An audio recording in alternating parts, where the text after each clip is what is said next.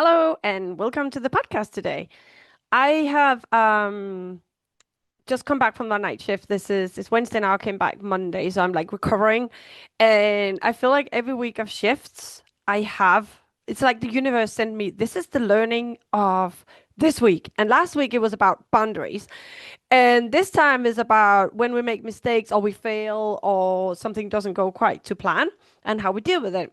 So this week I had I want to talk about the first case I wanted to present to you.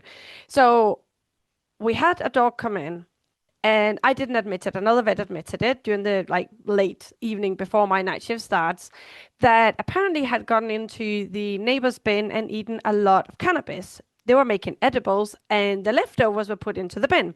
And this dog has just gone in and trashed the bin and eaten it all. It's a 20-kilo dog.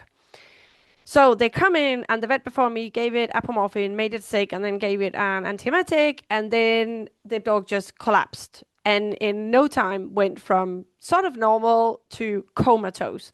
And that's when I then took over. So I came on shift, and they were like, well, he's just vomited, but look at him now. He's not responsive, just like if you had put him under full sedation. And so I quickly placed an IV catheter. I started giving bolus of fluid just to get the heart rate up a bit and see how the dog responded. And then I also gave an antidote to the apomorphine naloxone and to see if there was any response to that. And it was like nothing. And throughout the whole night, the dog was completely responsive. The eyes went from being like pinpoint pupils staring into space to rolling up behind its head to then coming down again, but the pupils being dilated now, non-responsive to light. It was just crazy, like so deep, this dog, as if it was a full GA. And I could not get my head around it. And the problem was that these people had no money. They had paid a deposit up front, but the estimate was higher than that. And they were going to apply to Blue Cross to get some money. And so we didn't want to quote unquote waste a lot of money on a lot of tests to see what was going on with the dog. I would just wanted to treat it.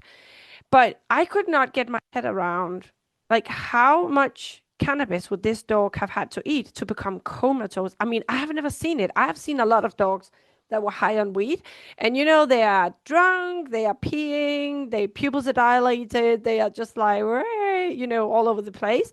But I have never seen a literally comatose dog because of cannabis. So my brain went, what if the cannabis is just a red herring? And then I started thinking, what else could it be? But obviously, with the limitations of money, I didn't want to start running epochs or blood glucose or anything like that. And I got a bit stuck in this mindset, like, what if it's not cannabis? What if it's something else? How can I treat this? No, and I really went down the rabbit holes of like researching what else it could be and the chances of this and chances of that. Meanwhile, this dog just went deeper and deeper and the temperature just dropped. So we were just trying to like maintain it. We gave it oxygen, fluids, and heat, and basically just kind of waited a bit. See, is there a response? Like if it's a poison, can we wash it up? What if has had seizures and they didn't see that, and then now this is like a post ictal completely gone brain dog, and also not wanting to land these owners with a huge bill because if the dog was going to die anyway, because it didn't look like it was reacting to anything, then now we thrown a lot of meds to it and it wasn't really applicable. Anyway, so we get to next morning and the dog was still alive. And I thought, okay, so now it seems to be blinking a bit. And I tried deep pain and she really like pulled her legs in. And she also did seem to blink a bit when I did that. I thought, okay, there is some brain activity in there. It's not dead, like completely brain dead. And I handed it over to the day team and they asked, have you tried anti-lipids? And I said, no, because I'm not sure whether it's cannabis or not. And I don't know how much money they can spend. And anyway, so a little while later, I think mid-morning, when I was up ready to travel home, this was my night shift, one of the nurses sends me a video of the dog, and the dog is literally sitting up in sternal, looking around like awake. I'm like, oh my God, this is so amazing. And she said, we gave it anti-lipids, and in no time, she was just fully awake. So we think it was like the owners, they spoke to the owners and they said it was definitely cannabis. And there was this split moment where all of me was 100% relief and happiness for this dog. There was this one split second where there was nothing but happiness and joy and relief. And oh my God, I'm so glad we managed to keep her alive so she could get the anti-lipids. And then it was really, really quickly overcome by this shame that why the fuck did I not give it anti-lipids? Why did I not think of that? And then my brain was like, oh, you should have, right? This is the what comes in, and this is where the shame comes from, is from you should have given it antilipids, and this dog didn't need to be comatose all night if you had given it last night. And first of all, we don't know if that's true, right? Because she had been on fluids all night and she seemed slightly more awake in the morning than she was during the night. So it could be that she was already on her way out. It's possible if we gave her antilipids last night, she might never have responded that quickly. And also, then my brain started, why didn't you give it? Well, because of this and because of that. And I think it was my brain clashed with between I cannot believe that anybody would bin so much cannabis that a dog would become comatose from eating it, and also the fact that they didn't have much money and this was a huge factor. No? And I think my brain just clashed with that and kind of just froze and didn't really know what to do apart from let's just keep this dog alive the next day. So let's look at the I should have given it antilipids, or I should have thought of this last night. Well, obviously I shouldn't because I didn't. And also, the outcome was amazing, which was this dog then went home. I think yesterday she was walking and super happy and went home. So the outcome for the patient was perfect. It didn't cost the owners any extra money because we had already charged for overnight hospitalization and fluids, and that's just what we continued through the night. So given the lipids before would not have changed the cost for the owner. It didn't change anything for the dog because she went home happy. So everything is fine, right? But there was that beating myself up for not reaching, even if not reaching the diagnosis, but at least given a treatment that could have worked and maybe have turned around much quicker, and not have this doom and gloom to hand over in the morning, right? And I think that is definitely coming from the ego. That is like but I wanted to cure this dog. I wanted to give it the right treatment. I should have been the one that did this, that made this dog sit up and sternal and look around and everybody be super happy for this dog. Like, why did I not do that? And that is ego, right? And if we can completely let go of the ego and just, look at the whole situation, see what I did was I kept the dog alive. I didn't give up on the dog overnight. Like that, we had a lot of like heat pad on, heat pad off. Measuring blood pressure, oxygen on, oxygen off. Fluids to try and stabilize the dog. So I did everything right in that sense. But there is that little thing we vets have that there is this God complex, and I'm telling you, I feel really vulnerable telling this because I would like to tell you all I am just this happy go soul, and I just want the animals to be perfect, and I don't need to be in charge of anything. Everybody else can just take the credit for everything. That's amazing. But no, my brain is still human, and I want to acknowledge and tell you about this shame I felt because I did not solve this case and I did not treat this dog quote unquote properly so she could go home. And it was in hindsight, um really easy fix, wasn't it? Like giving it antilipids for cannabis overdose, and the dog would have been fine. And then you feel stupid because, well, I felt stupid because, like, why did I not do that? And like I said, it was kind of my combination of my brain crashing between they don't have money and what is the best, like wanting to give. We only have like one thing we can do, and do not spend money on anything else. And I need the perfect diagnosis on what's happening, but I can't because they don't have money. It was kind of like my brain just froze in this place, which, okay, it probably happens to a lot of us when we don't have a lot of money. We freeze a bit because now I don't have all the tools I need to diagnose this animal. No?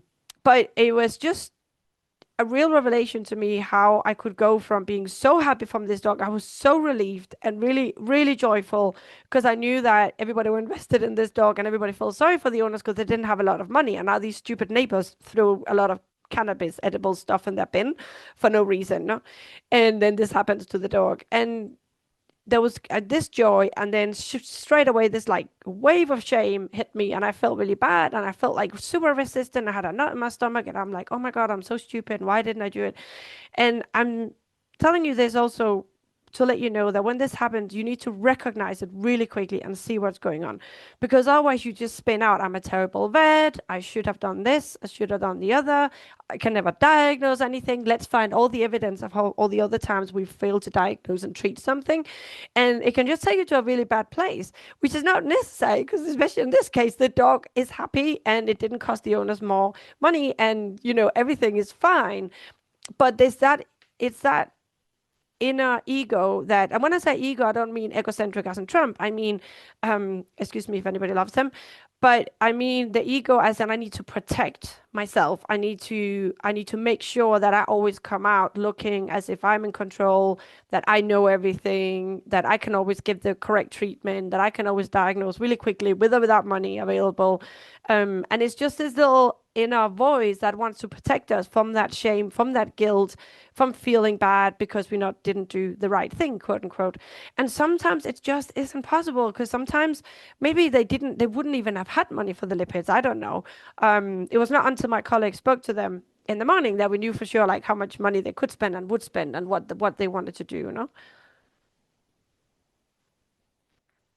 But it just goes to show that even when the outcome is amazing, that little voice can still trip us up and let us go into this shame guilt trip because we were not the ones that did it. No? And I just want to acknowledge all you people out there that may feel the same sometimes and then feel you shouldn't feel like that because you should just be happy for the animals. But it's a very human thing to want to be right, to want to be the one that can kind of take the credit for a case just because it protects us and make us feel we are good vets if we can do that, that we are in the right place, that other people will think the right thing about us, that their opinion about us will be good.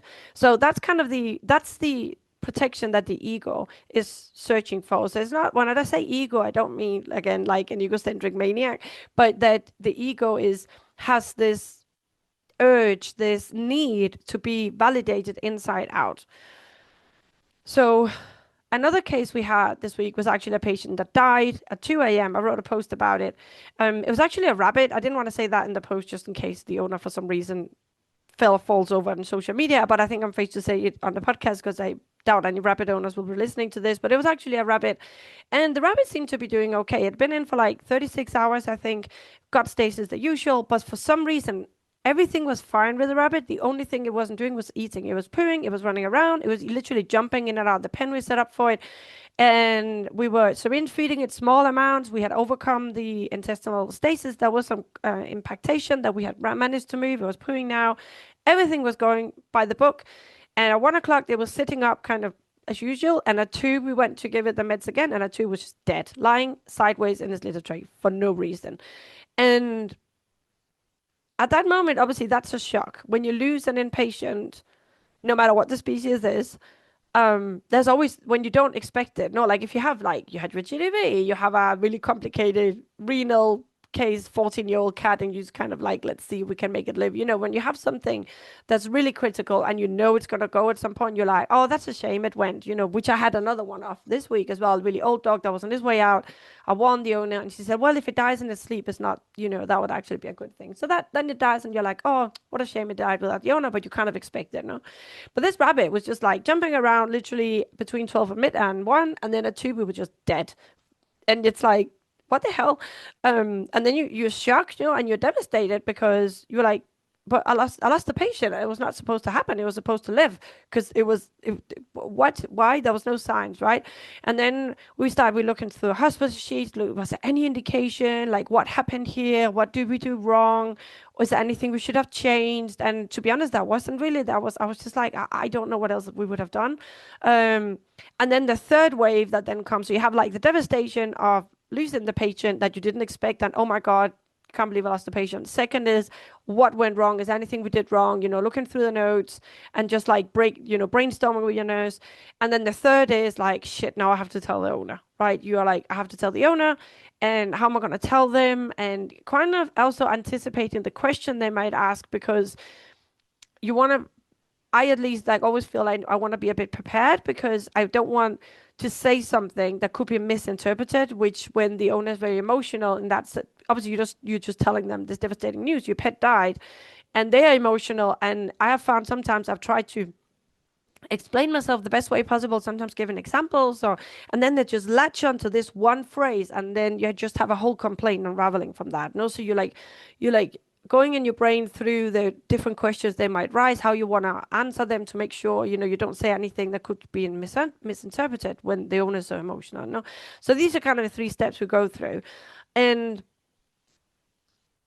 after that, once you've kind of come over that, then however.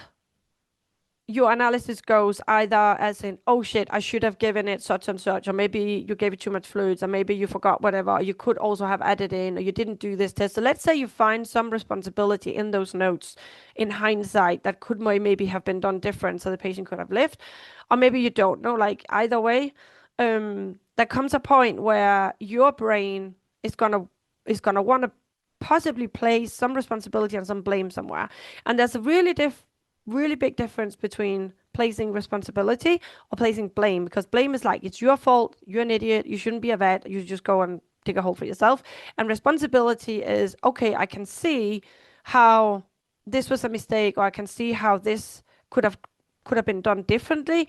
I'm gonna take that, I'm gonna assume that, and I'm also gonna, like, this is how I'm gonna change it in the future, no? And apologies where apologies are needed or whatever, no? Um but you really want to see where your brain goes, because if it starts going down the blame train and you really beat yourself up over it without analyzing it properly and see, okay, in hindsight, I can see this would have been better, but in the moment, I couldn't have known it. You do want to see when your brain tends to spiral down and really beat yourself up in a really cruel manner, because our inner gremlins can do that, because that will produce a lot of anxiety in you, and it will produce fear for future cases. You're going to end up be really fearful of treating any cases, or maybe if say if I now got traumatized by this case, next time a rabbit comes in, I'm going to be fearful and I'm going to really freeze up and not be able to think clearly. I'm not going to be able to treat this rabbit clear, like, properly, because my brain is just going to freeze and not be able to cope properly. And even if I did, even if I could treat the rabbit properly, I am going to have a terrible time, because now I am fearful. I'm afraid of going into work. I start panicking. I start, like, rabbits just trigger me, and I just panic and start having a really, really hard time. But the fear doesn't come because the rabbit died. The fear comes because I let my brain beat myself up in a cruel and devastating manner that made me feel really, really, really bad, and made me feel like a bad person and a bad vet and just not worthy. And that produces a lot of fear. And that is what I see in the vets I coach as well, that a fear of going into work, is that beating themselves up and doubting themselves so much that it feels so bad. You do not want to feel that again. And that's where the fear is coming from. So if you have a case that went sideways, if you have a case like me where with the dog with the cannabis that did survive, but you didn't diagnose, you didn't treat it properly, but it still miraculously went well. You have to be careful how you let your brain speak to you, and you have to watch those thoughts. And when you have a feeling, like a really strong feeling of anxiety or shame or guilt, or all in one big nice combination cocktail, you want to really hone in on, what exactly am I thinking? Are these thoughts true? And you want to challenge them. And one way you can really challenge them is, like, if this was a friend, let's say you all have, I'm sure, a best friend that's a vet. Let's say this vet had done that. How would you speak to that friend you have, that vet? Would you let yourself speak to them as your brain is speaking to you, telling you that you're useless and you should have known and all that? That is one way you can clock if your brain is speaking to you in a cruel and devastating manner that we're gonna produce fear forever for you. That's what I wanted to talk to you about these weeks. Like, when you have cases that don't go well, or they went well, but you were not the cause of it going well. Really be careful with how you speak to yourself, and have really, really practice this self-awareness. Be aware of what you're feeling, and then be aware of where the feelings are coming from. Challenge the thoughts. Don't let your don't let your brain take you away. And remember, there's always these steps when we lose a patient, which is one, devastation because I lost my patient. The second is, oh shit, what went wrong? What did I do? And then you have the third, which is how to explain this to the owner. And just notice when you go through the stages what your brain is telling you, and know that it's normal to feel devastated, right? When you lose a patient, or if something goes wrong, even if the outcome is okay, but you didn't do maybe your best, but you can analyze it and you can learn from it and you can use it for the next patient. You don't have to let it attack you as as a proof that you are this unworthy, terrible vet and terrible person, and you're not responsible and you're not caring enough, whatever your brain is telling you, you don't know enough, because that's not the case. It happens to all of us. And don't use it against yourself. So you then end up having this fear of your profession and having this fear of going to work because you don't want to feel that again because it feels horrible, right? It's like having being a little kid and your mom telling you you're a terrible person and you and disappointed in you is like the worst feeling in the world. Well, that's what you do when you talk to yourself like that and let your brain, not you, but your brain talking to you like this horrible grumbling that is just like being really cruel and telling you all these things that are not true. So practice self-awareness, practice noticing what you're thinking, noticing the feelings that come up. Accept the feelings are there, but then, breathe into them and find out where they're coming from and what is your brain thinking. How are you spinning out right now? Okay, I hope this week goes well for you. And if you have some cases that don't go too well, I hope you can then practice this, listen to this podcast again, and really put it into practice. Good to see you all. Bye.